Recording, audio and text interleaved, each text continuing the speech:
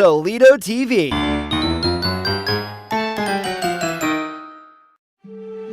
The 12 Olympian Gods. Today we will travel to ancient Greece to learn about Greek mythology. The ancient Greeks had created myths, stories that were not true, and had made up stories to explain the creation of the world. These myths were passed down from generation to generation and became known to us. So, according to Greek mythology, Uranus and Earth joined together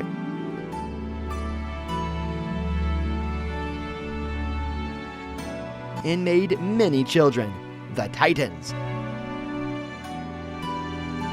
The Titans were huge people with supernatural powers. The strongest of the Titans, Cronus, defeated his father Uranus and became the leader of the whole world. Then Cronus married Rhea, and she gave birth to 6 children, 3 goddesses and 3 gods: Hera, Hestia, Demetra, Pluto, Poseidon, and Zeus. Then the gods fought with the Titans.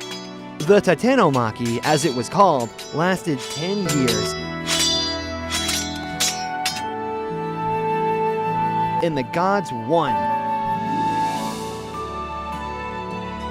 After their victory, Zeus became leader of the whole world and married Hera. All the gods together climbed the highest mountain, Mount Olympus, to live there.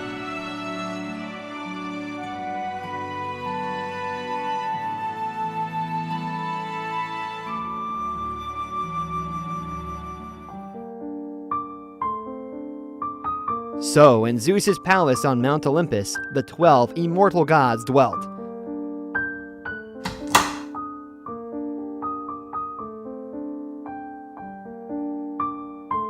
They were drinking nectar,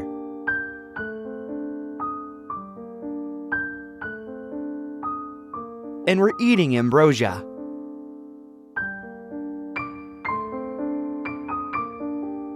From up there, they watched and ruled the people.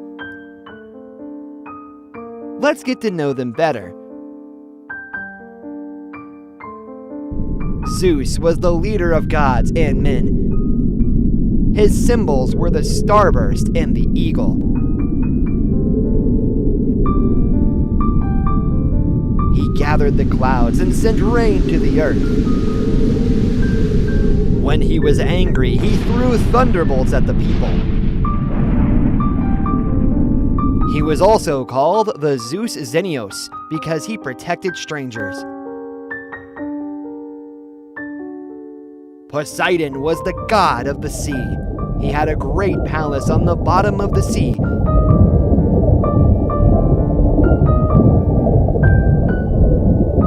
He held a huge trident, and when he was angry, he would strike the sea and raise great waves.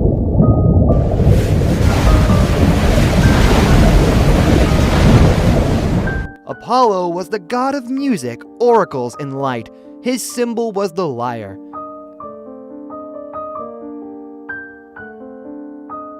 He was born on an island, Delos, with his sister, the goddess Artemis, under a palm tree. Hephaestus was the god of fire, metals, and volcanoes. In a cave on Mount Olympus, he had his workshop, where he melted metals and made elaborate things.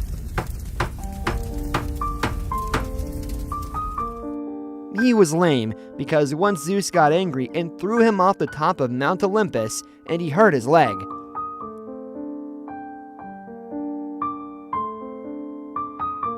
Hermes was the messenger of the gods, and his symbol was the preacher.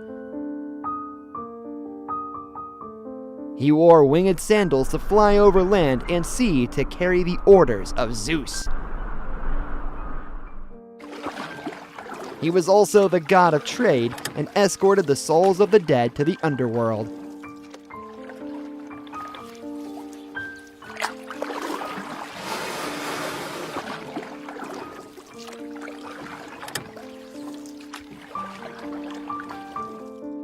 Ares was the god of war, cruel and militant.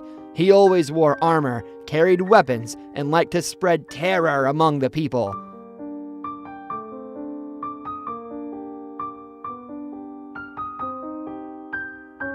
Zeus's palace on Mount Olympus was also home to the goddesses. The first was Hera, wife of Zeus, queen of the world. Her symbols were the scepter and the peacock.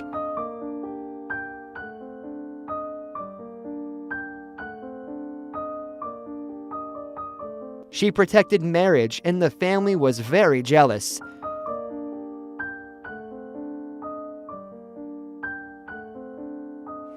Aphrodite, the goddess of beauty, according to legend, was born from the foam of the sea. She was the mother of the winged god Eros, who used his arrows to mark the hearts of men. Athena was the goddess of wisdom, letters, and the arts.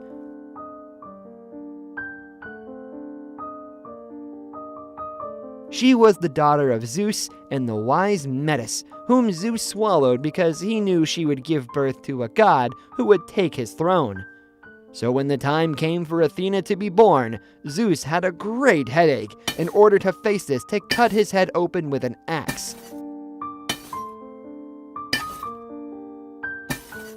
Immediately, Athena came out of his head.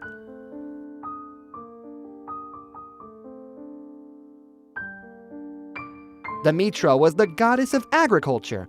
She taught people to cultivate the land and sow wheat, and for this reason, these seeds were called grain. She protected the trees and all plants and changed the seasons of the year. Artemis was the goddess of hunting. Her symbols were the bow and the deer. She protected the forest and all wild animals. She was the sister of Apollo, god of music.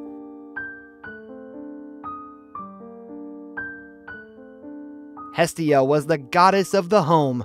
She protected the households, so in all houses there was a small altar of her own, the hearth.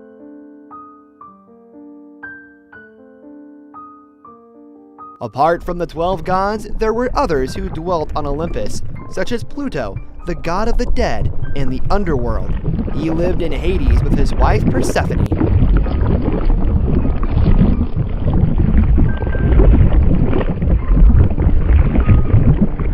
Finally, Dionysus was the god of wine and vines. He liked feasts and festivals.